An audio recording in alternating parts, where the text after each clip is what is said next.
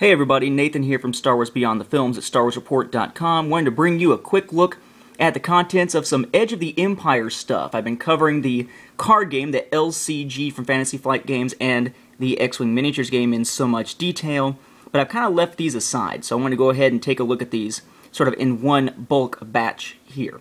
You saw this briefly when I checked out the DICE app. This is the beta book for Edge of the Empire, for the full-fledged RPG.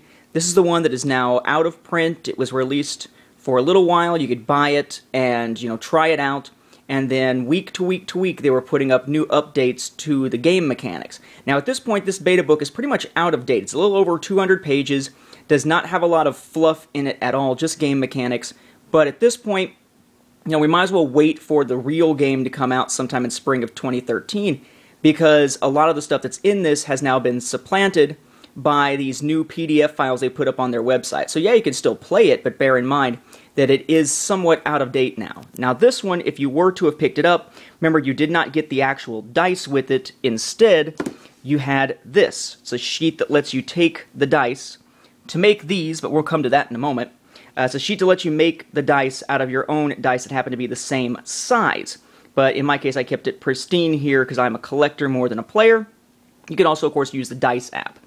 And that brings us to the newest release, the Edge of the Empire Beginner game, an introduction to role-playing for 3 to 5 players. If you'll pardon my tripping over my tongue there.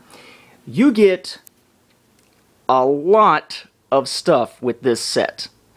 Quite a bit. Here we have, of course, the packaging, about the size of whenever Wizards of the Coast did their own boxed starter set. You start out with a read this first page, a quick introduction of what the role-playing game actually is. You flip it over, you've got your a long time ago in a galaxy far, far away kind of setup for the actual adventure. Inside, a little more detailed to the information that begins on the previous side. Then you have your rulebook, here about 40, 50 pages, much smaller than a core rulebook would need to be able to be used by itself. This one, again, is used in conjunction with other materials that they have provided here. You have your introductory adventure book. So one tells you how to play, this takes you through the actual adventure itself. Then you have 4 character folios for pre-existing characters. We have Askara, the bounty hunter, Pash, the smuggler, 41 VEX, or 41 Vex, a colonist, and then we have Lothric, the hired gun. We then have a reminder, don't forget, read this after completing the adventure book, the Long Arm of the Hutt adventure is available for free on the Edge of the Empire support area of the Fantasy Flight Games website, so it's nice of them to provide that so you don't have to go looking for it. They tell you, don't forget, it is there. You, of course, have your little, hey, here's what other products we're offering thing, along with your normal proof of purchase.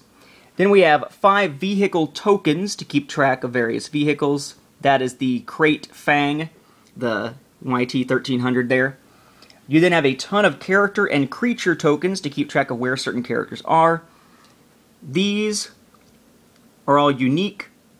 The rest of them have multiples here. You have your Destiny tokens. There's actually just 8 that are two-sided. One side's got Jedi, one side's got Sith on it. That's why I just did half and half there. Then you finally have your dice.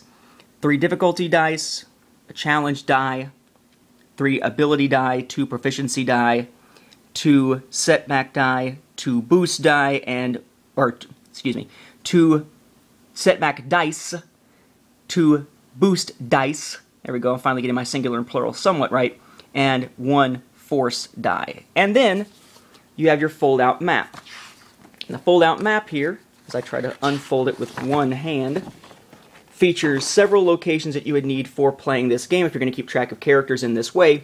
We have a cantina, spaceport control, a much larger Mos Shuta or Shuta streets, and then on the reverse side, we have a map of their ship, the Krayt Fang, the YT-1300 freighter here. So it's actually a really, really complete set for a starter set. It's one of the more impressive starter sets that I've seen from a role-playing game. I'm not much of a role-playing game player, though, so maybe this is just, you know, normal, and I'm just sort of out of my league in covering this, part of why I haven't covered it all that much. But I'll be covering it as we go along, as we see new releases. Expect more information on sort of the collectability and whatnot, and what's included for those who are curious, as I'll be picking up this set, hopefully, assuming it doesn't become astronomically expensive, picking up each release as it comes out. This will be the first time I actually collect an RPG from the beginning straight through. At least, that's the intention right now. For Star Wars Beyond the Films, this has been Nathan again. Catch you later.